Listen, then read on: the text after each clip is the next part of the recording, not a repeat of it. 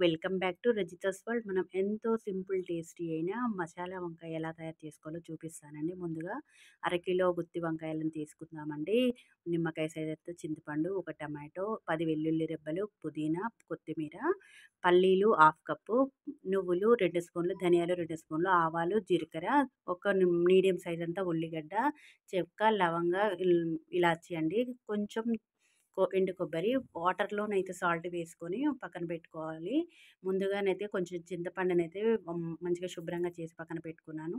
ఇప్పుడు వంకాయలనైతే అడ్డంగా, నిలువుగా కట్ చేసుకొని నేను చూపిస్తున్న విధంగా పక్కన పెట్టుకోవాలండి. తర్వాత ఒక ప్యాన్‌ని స్టవ్ పైన పెట్టుకొని హీట్ అయ్యాక 2 ½ స్పూన్స్ ఆయిల్ వేసుకొని అది హీట్ అయ్యాక వంకాయలనైతే వేసుకుందామండి. మొత్తం వంకాయలేసుకొని చిటికెడంత మనము తగినంత చిటికెడు పసుపు, తగినంత ఉప్పు వేసుకొని మనము ఇది మంచిగా మంచిగా వేయించుకుందామండి. వేయించుకున్న దాన్ని పక్క స్టవ్‌కి అయితే మార్చుకొని ఫ్లేమ్ సిమ్‌లో పెట్టుకొని దూరగా వేయించుకోవాలి. ఈలోపు అయితే దీంట్లోకి మసాలాకు కావాల్సిన ఒక ప్యాన్ తీసుకొనైతే ఇది కూడా వేడి చేసుకొని మంచిగా ముందుగానైతే పల్లీలు వేసుకున్నాను. అవి కొంచెం వేగిపోయాక మీడియం ఫ్లేమ్‌లో కాకుండా లో ఫ్లేమ్‌లో పెట్టుకొని వేయించుకోవాలండి. ధనియాలు, జీలకర్ర, ఎండు కొబ్బరి, మసాలాలు కూడా తీసుకున్నానండి. అంటే చెక్క, లవంగ, ఇలాచి తీసుకొని అవి కూడా వేయించుకొని మనం తీసుకున్న పుదీనా, కొత్తిమీర కూడా కొంచెం కొంచెంగా నేను వేసుకొని అది కూడా వేయించుకున్నాను. వేయించుకొని దోరగా వేగిపోయాకనైతే ఇది తీసి పక్కన పెట్టుకున్నాను. స్టవ్ నుండి ఇదే స్టవ్‌కి మళ్ళీ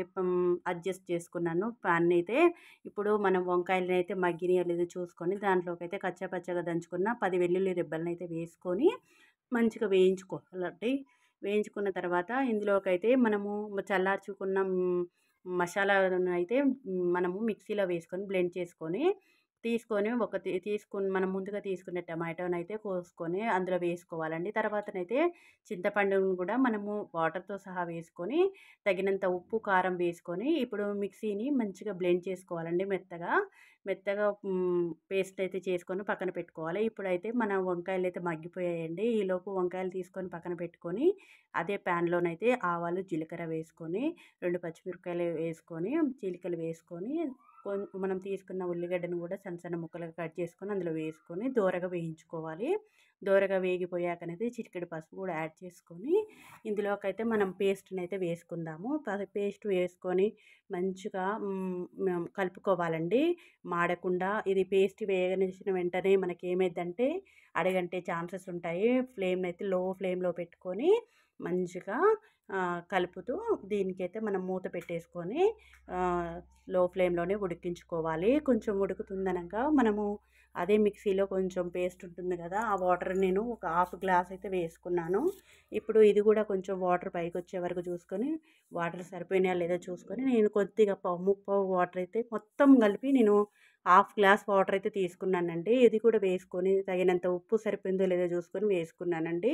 ఇప్పుడు మంచిగా ఉడికిపోయాక మనం తీసి పక్కన పెట్టుకున్న వంకాయలు కూడా ఇందులో వేసుకోవాలండి. ఇప్పుడు మూత పెట్టేసుకొని మనకు మంచిగా మగ్గిందా లేదో చూసుకున్నాను.